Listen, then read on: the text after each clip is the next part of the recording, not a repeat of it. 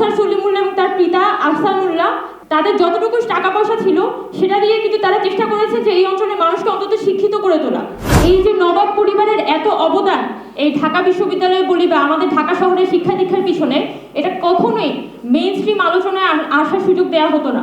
আমি আসলে খুবই খুশি যে এই জুলাই অভ্যুত্থানের মধ্য দিয়ে এই যে বাঙালি জাতীয়তাবাদের পচা গোলাপ প্রগতিশীলতার ন্যারেটিভ, সেটাকে এই অঞ্চলের জনগণ ছুঁড়ে ফেলে দিয়েছে। আমাদের বিশ্ববিদ্যালয়ে আজকে জুলাই অভ্যুত্থান পরবর্তী সময়ে এতটা স্বতঃস্ফূর্তভাবে যে যেটা মনে করে সেটা তারা আয়োজন করতে পারে এবং কোনো প্রকার বাধা তাকে প্রশাসনের পক্ষ থেকে দেওয়া হয় না। অথচ গত 6 বছরে আমরা যে বিশ্ববিদ্যালয়ে ছিলাম, নবাব সলিমুল্লাহ নিয়ে যখনই কথা উঠতো তখনই এটা একটা রবীন্দ্রনাথ ভার্সেস সলিমুল্লাহ, এই ফ্রেমওয়ার্কে শুধুমাত্র নবাব সলিমুল্লাহকে দেখার চেষ্টা করা হতো।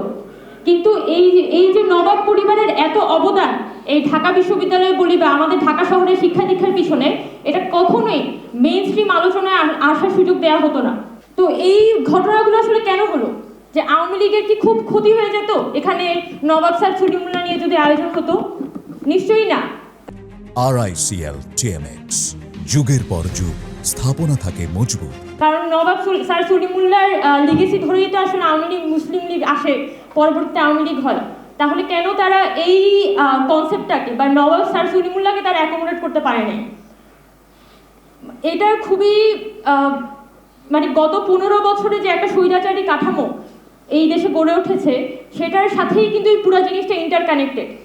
যে সবসময় একটা বাঙালি জাতীয়তাবাদের একটা কল্পিত ন্যারেটিভ, যেটা সবসময় প্রগতিশীলতা ভার্সেস ইসলাম, এই ফর্মে আসলে ন্যারেটিভগুলোকে সাজাতে যায়, সেই ন্যারেটিভের মধ্যে আসলে নবাব স্যার সলিমুল্লাহ কখনোই ফিট হতে না।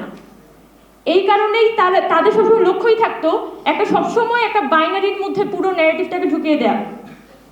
নাহলে গত 15 বছরে আসলে আওয়ামী লীগের কাছে তো কোনো যুক্তি ছিল না। শুধু কেন তারা নবাব স্যার সলিমুল্লাহকে সবসময় খারিজ করে যাবে, বা সবসময় কেন রবীন্দ্রনাথকে এনে এখানে রবীন্দ্রনাথকে তারা প্রগতিশীলতার একটা ধ্বজাধারী বানিয়ে আর নবাব স্যার সলিমুল্লাহকে এখানে মুসলমানিত্বের একটা প্রতীক বানিয়ে একটা বাইনারিজম প্রতিষ্ঠা করার সকল ধরনের চেষ্টা আসলে এখানে হয়েছে।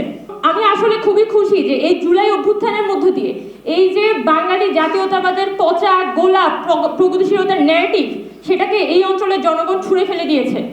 এবং নবাব স্যার সলিমুল্লাহ এবং তার পিতা আহসানুল্লাহ তারা সর্বতভাবে সেটা করেছেন। তাদের যতটুকু টাকা পয়সা ছিল সেটা দিয়ে কিন্তু তারা চেষ্টা করেছে যে এই অঞ্চলের মানুষকে অন্তত শিক্ষিত করে তোলা। এবং ঢাকা বিশ্ববিদ্যালয় বলা যায় তাদের এই যে চেষ্টা, সেই চেষ্টার একটা মূর্ত রূপ।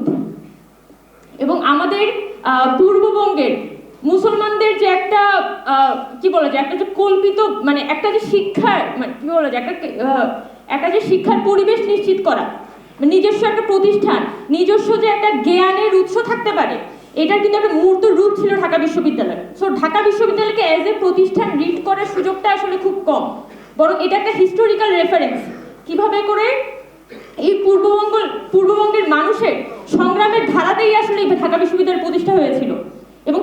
এবং সেই একই সংগ্রামের ধারাতেই কিন্তু 1971 সালে মুক্তিযুদ্ধ হয়েছে।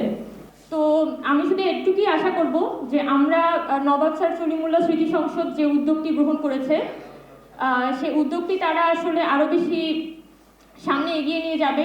এবং আমি যতটুকু জানি যে শাখাউত ভাইদের সেই পরিকল্পনাও আছে।